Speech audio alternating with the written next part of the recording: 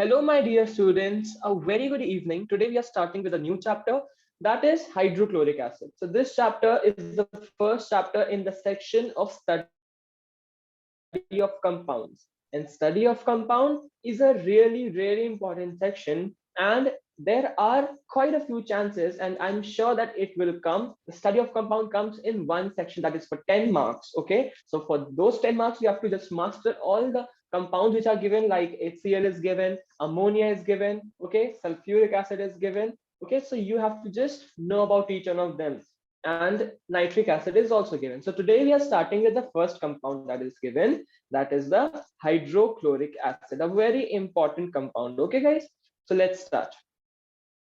So hydrochloric acid, first of all, it was first of all founded by whom? It was founded by J.R. Gobler. That is Glauber. I'm sorry, it's Glauber. Okay, so you must have heard the name of Glauber salt also, na? So that was founded by him only. That's why it's named as Glauber salt. Okay, next, one more fun fact of HCl is it is present where you might be knowing that it is present in our stomach, isn't it? We all know that it's present in the stomach, digestive isn't it? Now, next, let's talk about chemical structure. First of all, in the chemical structure, we'll talk about bonding. What type of bonding is it having? Let's just first of all see what is the electronic configuration of H and Cl in HCl. Okay, so tell me, what is the configuration of H? Everybody who's watching the video and the ones who are attending the session, tell me, what is the One. chemical electronic One. configuration? It's 1. And what about chlorine? It's 2, 8, 7. That means 17 is the atomic number, right? So what are the number of electrons which it wants to get stable? It wants 2. It wants to become 2 to achieve the noble gas configuration, and it wants to become 2, 8, 8, isn't it? So it wants plus 1, hydrogen wants plus 1, and chlorine also wants plus 1. Now where will they get them from? So they both plan that we will share it amongst ourselves. So H is there and Cl is there. We all know that hydrogen is having 1. Just now we have made the structure. And chlorine is having 1, 2, 3, 4, 5, 6, and that's all, right? 7. Okay, now they both want 1. So what it will do is it will give his electron to him, and this will also in return give to him. Now here what is happening? The exchange is not happening, it's just what?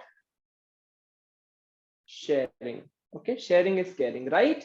But now I've told you one thing in the chapter periodic table, right? The term electronegativity. If you are Chlorine not is more electronegative. if you are not aware of this term, you can just watch my videos of electronegativity. So let's see. First of all, because of chlorine is very electronegative, what it will do? It will attract hydrogen's round electron towards itself. Can you see it? Yes. I hope that everybody has understood it. So what has happened now? This chlorine is very wicked. It first said that I'll just share, but then what it did? It grabbed, it snatched the electron from H. Okay, H is also having this, but now it's very far away from him. That's why H is not having any electric charge. A lot of electric charge has been taken by chlorine.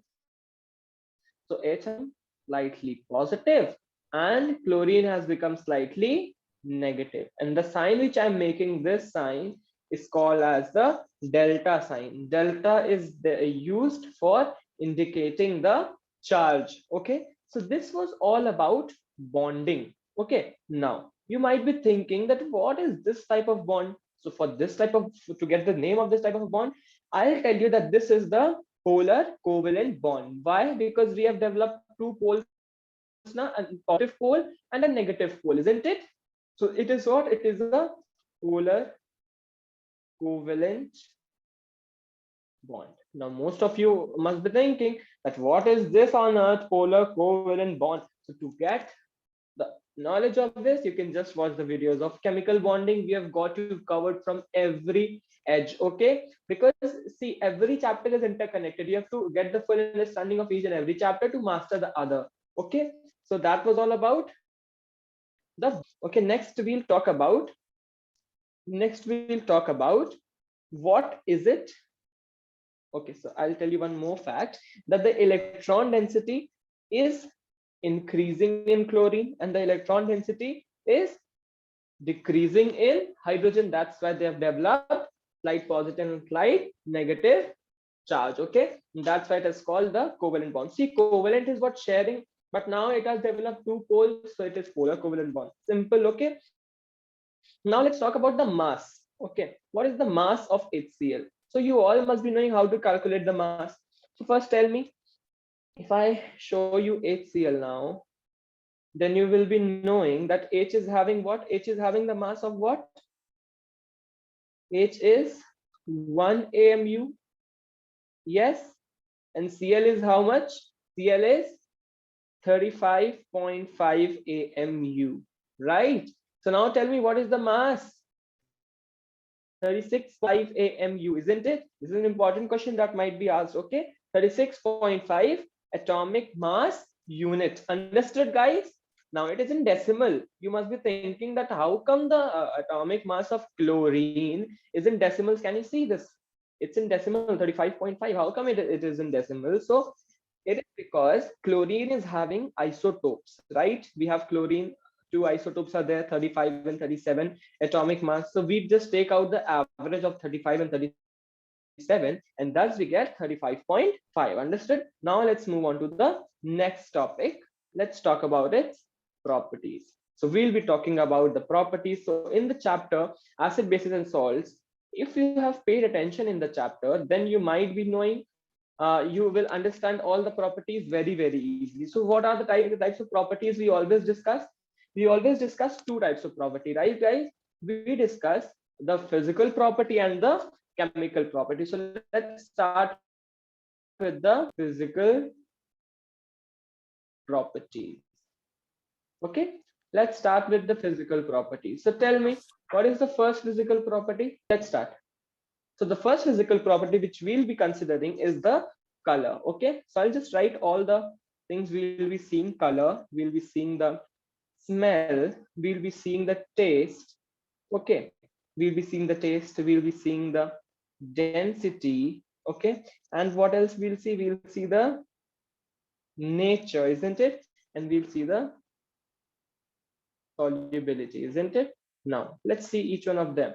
So color, what is the color of HCl? If you have ever seen HCl, it's actually colorless. If you have ever smelled HCl, what type of smell does an acid has? Tell me, what type of smell does an acid has? It's choking, Pungent isn't it? smell. Yeah, it's choking. That means what type of smell is it? It's pungent. Very good. Now, next we talk about the taste. So we all know that all the acid tastes what? Sour, isn't it? If we talk about density, then what we do is we calculate the relative density, right? Relative density means the density compared to the air. So it is what? It is 1.25 times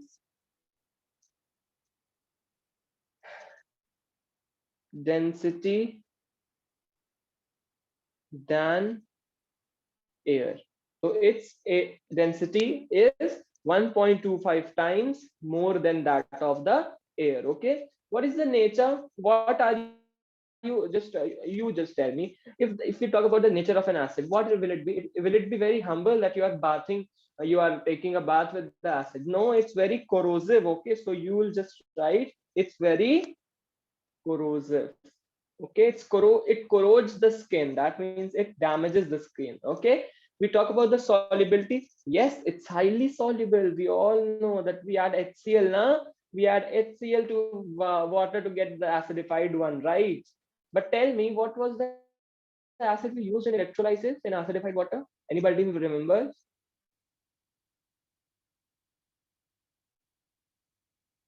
Tell me. H2SO4. Yes, very good, guys. So that was all regarding the physical properties. I hope that everybody has understood. Any doubts in this? No? So that was all.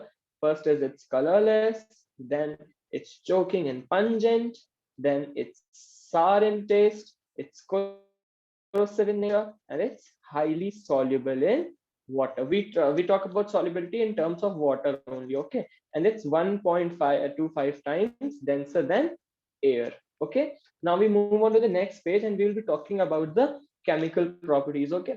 So let's start. Yes.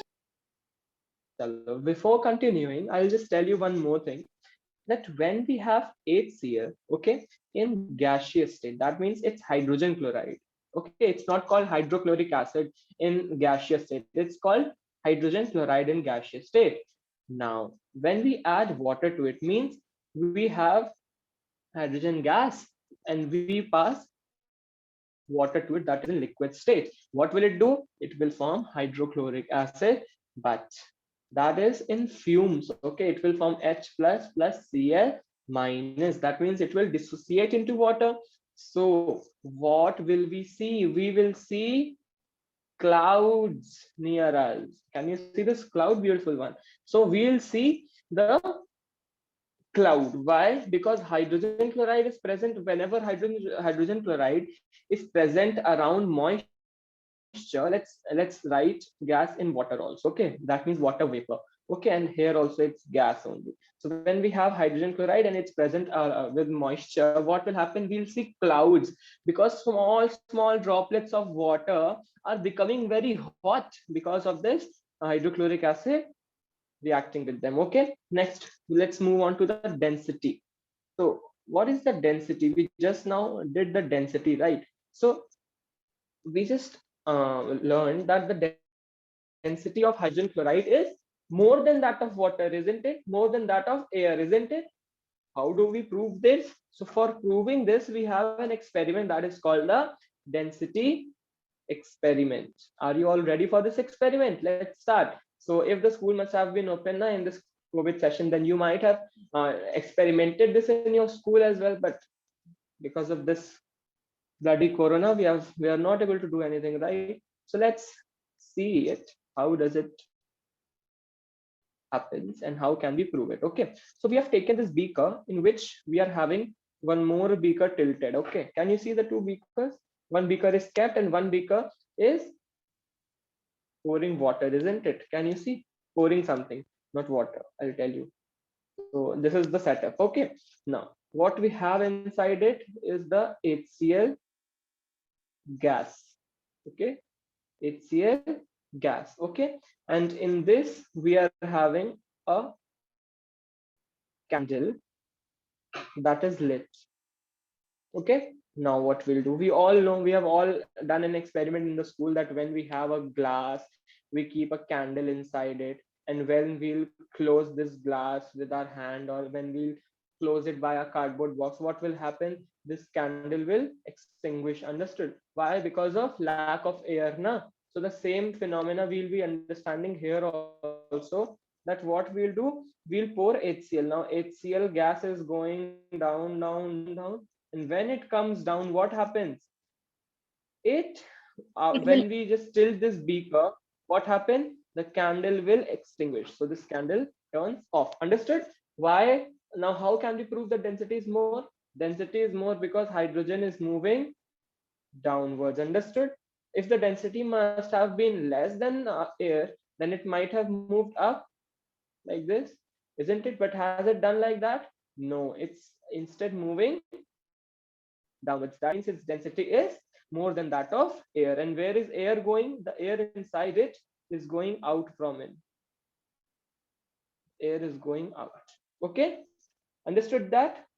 So that was all for this experiment. This is gaseous HCl. Okay, now we move on to the next experiment that we call as the solubility experiment. A very important, and some students find it tricky also. I don't know why, but it's very important and very easy also. So let's see solubility. Okay, experiment. So let's start with this experiment. So in this experiment, what we have as a setup is we take this rod. Okay, we have this rod in which we do make a setup that we fit a round bottom flask here. Okay, so let's take a round bottom flask. Can you see this flask here? Yes, can you see it? Now this is the flask. Yes. It's it's fitted here. Now we are having a rubber stopper. Let's take a rubber stopper at the bottom. Can you see this yellow colored rubber stopper? Yes. Now this rubber stopper is having two holes. Okay, it's having one hole and this is the second hole. So from one hole we have a dropper fitted. This is what? This is a dropper. You all know na, a dropper which we used in our childhood to feed the baby. Yes, do you all remember? And the old fountain pens were also filled with this dropper only, isn't it? And from one hole we are passing a tube. Okay, that is a jet tube. We call it as the jet tube. So this tube is passing from the second one. Is it clear? Now this jet tube is like what? I'll tell you. This jet tube is like this. It's pointed. Okay, that is like a jet. Okay, now next we have another vessel, a tub beneath, and we are having what? We are having blue colored some liquid filled inside. I'll not tell you the name of the liquid. Okay, I'll not tell you just now. You will only tell me. Okay, now see. Now what we do is we have some HCl gas inside it. HCl gas inside it. Understood? Now we have learned that it's highly soluble in water. How can we state that? How can we do that? So now let's do this experiment. Let's start. Everybody's ready? This setup is clear to you all? Shall we start now? So Yes. this, this setup has a round bottom flask in which HCl is filled. A rubber stopper with two holes is fixed at the mouth of the flask, as you all can see. One hole has a dropper and the other hole has a jet tube, which is put into a beaker containing a solution. Okay, which you can see a blue colored solution. When the dropper, which is containing water, is pressed, what happens? When this dropper is pressed, what will happen? Some water will go inside. Yes or no? This dropper is having some water and this water will go inside like this. Understood? Now the water has gone inside it. What will happen? There will be a disbalance in the pressure which was maintained. Understood? The the dropper is pressed and what happens? This liquid which was inside here, the blue colored liquid, it suddenly rises up, and what it does is it forms red fountain here. This experiment is thus also called red fountain experiment. Can you see the red fountain form? Yes, it's such a beautiful picture I've made. I can't believe that I've made such a neat picture. Okay, so now see what is happening here. So reason, what is the reason, everybody? I hope that you all are writing it down. I'm saying it very slowly. So the reason behind this is when water goes from the dropper to the flask, okay, as you all can see, it dissolves due to high solubility. Okay, water is highly soluble, so it dissolves, thereby lowering the pressure inside the flask. So the pressure which was maintained is lowered. So to balance the pressure to the atmospheric pressure, we all know that balancing is always done. So what happens to balance the pressure? This jet tube has a suction force and it sucks some of this blue colored solution upwards. Now tell me, what is the name of this blue colored solution? It was blue, but when it came into contact of HCl, it turned red. What is this? Any guesses, guys? Yes. Yes, it's nothing but the blue litmus solution. Okay, we have made studying fun. because now you all know, if you have not studied acid, basis, and salt, go and study it. It's the basic of this chapter. So that is why the blue litmus paper goes inside the flask through the jet tube. Okay, it goes through the jet tube, and the blue litmus solution turns red due to acidic nature of HCl. Understood? The amount of heat energy that we need to provide, I'll be telling you. Okay, after this I'll be telling you this phenomena also. So this solution, this experiment is clear to you, everybody? The solubility experiment. Yes. So let's move on to the next page. So I hope that everything from this page is clear to you all. So this was a density experiment, and then we did the solubility experiment. Okay. Now we are moving on to the next page. So now everybody, we move on to the chemical properties. So let's study the chemical properties now. So to study the chemical properties, I've bought a screenshot from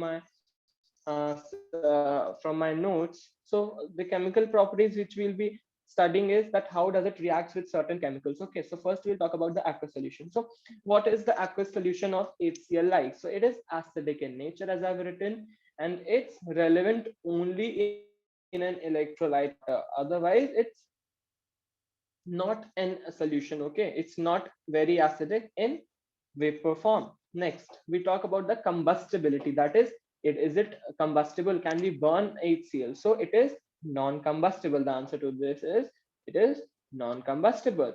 Next, thermal dissociation. What is thermal dissociation? Thermal dissociation is the amount of heat required that we need to provide to an isolated molecule of HCl in order to break the bond of HCl. Okay, see, we are having an HCl, and if we apply some amount of heat, okay, to break it into H plus Cl minus, so this heat which we have applied is known as the thermal dissociation. Understood? So how much how much heat do we need is the point here. So what have I written? Let's see. So I've written that thermal dissociation, the heat energy which is required is how much?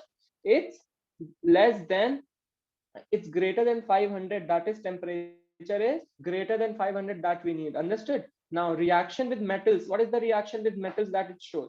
The reaction with metal is H reacts with metals to give us MCl, that is metal chloride. Let's see that H plus Cl. So now the video might end in a few minutes, and the next video we'll be continuing the same topic. Please like, share, and subscribe to my channel if the video ends. So what happens is, yeah, so I'm just ending the session. Everybody